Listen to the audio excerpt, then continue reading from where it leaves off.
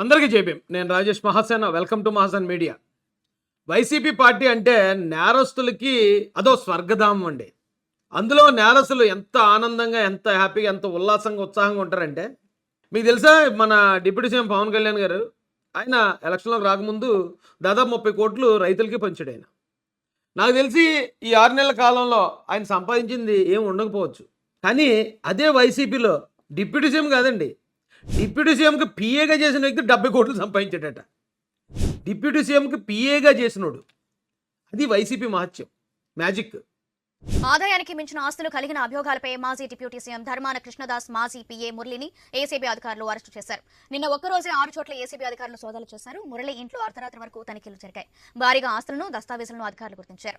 Deputy CM PA 70 కోట్లు సంపాదింతే deputy CM ఎంత సంపాదించాడు చూడండి. డిప్యూటీ సీఎం ఎంత సంపాదిస్తే సకల శాఖ మంత్రి సజ్జల రామకృష్ణారెడ్డి ఎంత సంపాదించుంటాడు.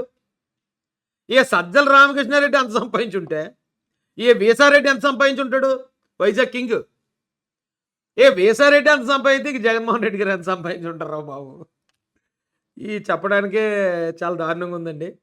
అందుకే నేరస్తులందరూ కూడా వైసీపీ రావాలి, వైసీపీ ఉండాలని కోరుకుంటారు. ఇక్కడ తెలుగుదేశం కూటమి ప్రభుత్వంలో ఎమ్మెల్యేలు, మంత్రులు కూడా లెక్కర అమ్మకాల్లో వేలు పెట్టడానికి లేదు, అక్రమ సంపాదనలు ఏమి చేయడానికి లేదు, చేసేవాళ్ళు కూడా లేరు. కూటమిలో ఉన్న ఎమ్మెల్యేలు, మంత్రులు అక్రమంగా సంపాదించిన వాళ్ళు ఎవరు లేరండి.